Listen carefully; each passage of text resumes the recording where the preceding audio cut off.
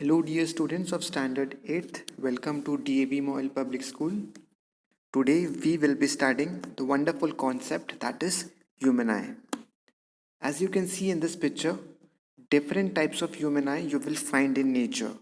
Some are purplish, which are known as amethyst, blue, turquoise, green, grey, honey, brown, pure hazel, true sapphire. These are certain varieties of human eye which you will find in nature. Let's see how are they constructed, they're working in this video. So let's proceed. As you can see in this picture, the front view of human eye.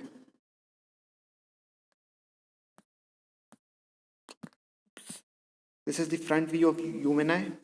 The first white portion is known as sclera.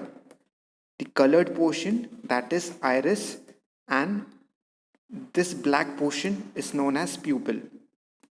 The other sections are also there. This is eyelid. Eyelid is nothing but a covering of the eye. And as you can see, a hairy structure. This is a hairy portion. This hairy is eyelash. Lacrimal. This lacrimal is pinkish or red portion of the eye which is residing over here. Tear duct from which tear comes. These are certain parts of human eye.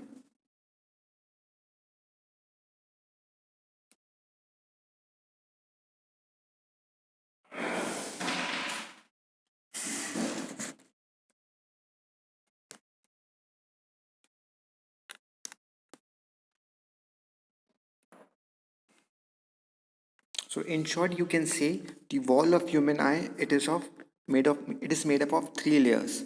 The first layer, it is known as sclera.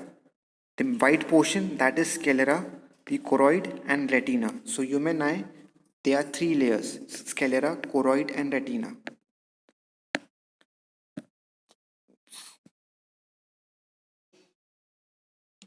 Now this is the side view of human eye.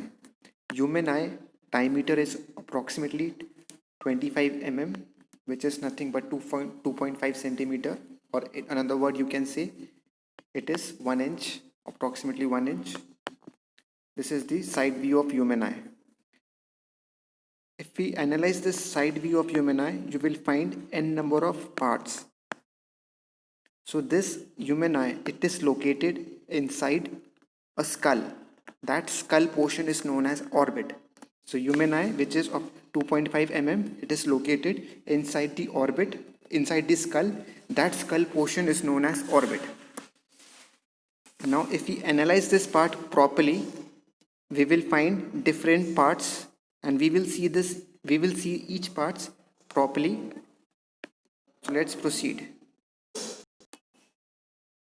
As I told previously, human eye has three layers. So the first one, that is the white portion, that is sclera.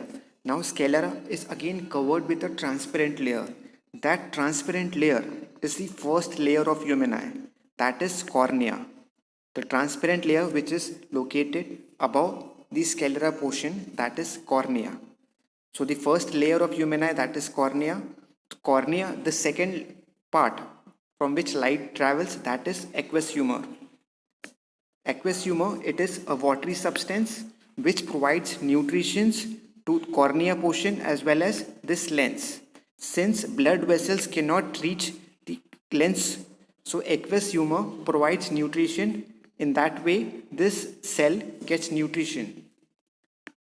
So, in short, you can analyze cell bifurcates the two portion of human eye. So this anterior portion, this left side portion is known as anterior chamber, whereas whatever parts which are residing in right hand side, that is posterior chamber. So after aqueous humor, we have third part, that is iris, this colored portion. The colored diaphragm, it is an iris. Here the rays of light doesn't get refracted. Majority of the rays of light get absorbed in iris portion. An iris consists a small opening. That opening is known as pupil. We will see how exactly pupil works in next slide. The small opening of iris is known as pupil. The rays of light travel from pupil, not from iris. Majority of the rays are being absorbed by iris and rays enters through pupil. So after pupil, the third part, that is lens. This lens is of crystalline substance which is made up of proteaginous compound. This lens is, more precisely we can say, it is a biconvex lens. So after this lens are being held by two types of muscles. These muscles are known as ciliary muscles. So with the help of ciliary muscles, the focal length of this biconvex lens changes.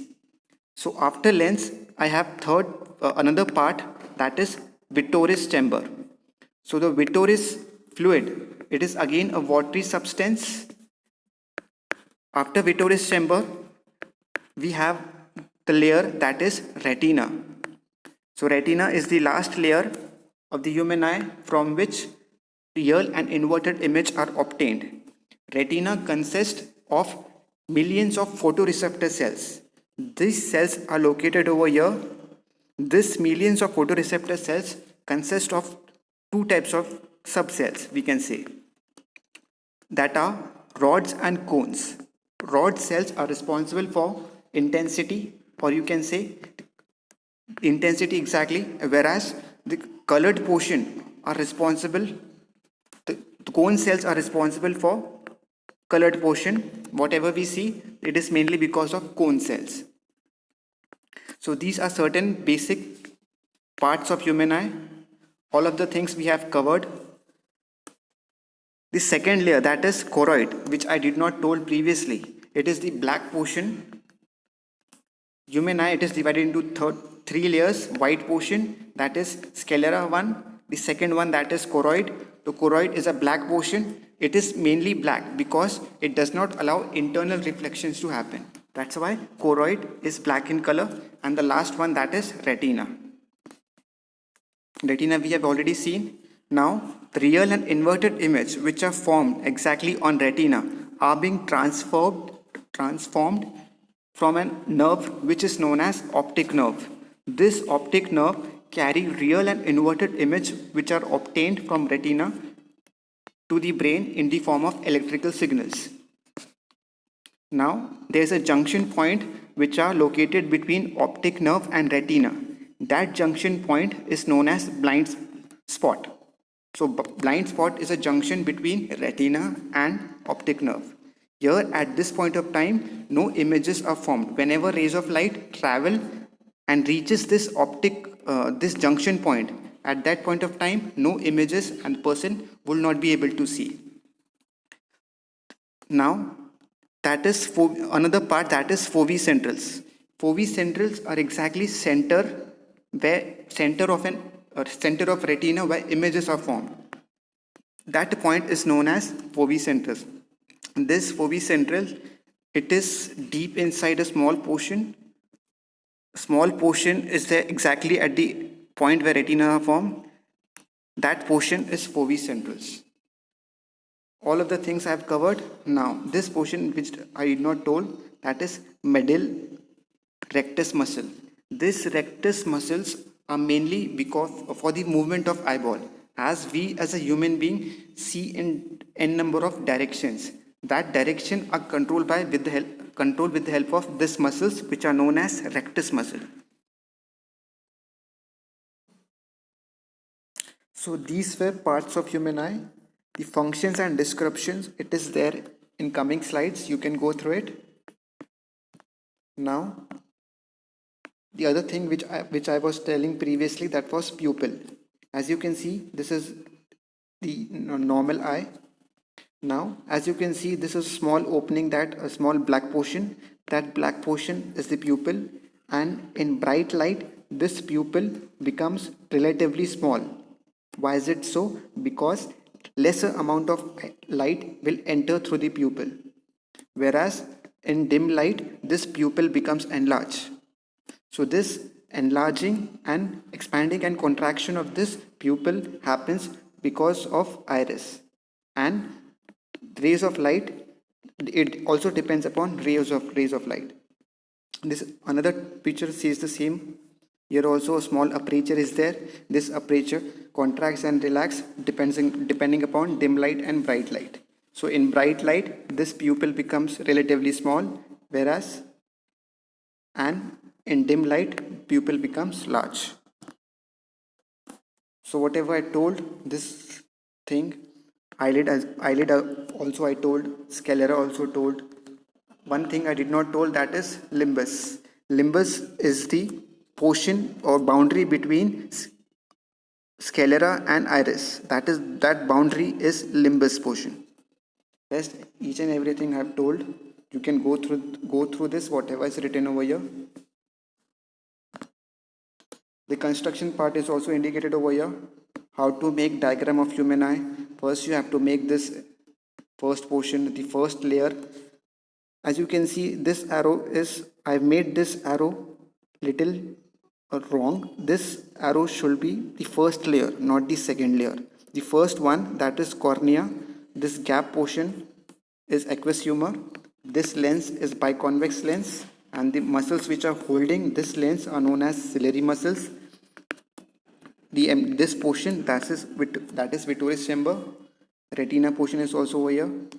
Junction point, that is blind spot, and a nerve which is carrying the image to the brain. So these are the workings of human eye. We will see first through this flow chart. So light comes and touches the first portion, that is cornea, and from cornea it travels to the second part, that is aqueous humor.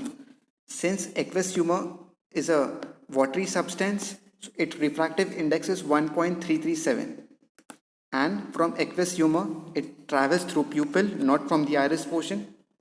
Pupil is a black hole from the iris, and from pupil it travels through biconvex lens, and from biconvex lens is again travels through Vittori's chamber, again fluid substance. The main purpose of Vittori's chamber is to maintain the structure of eyeball.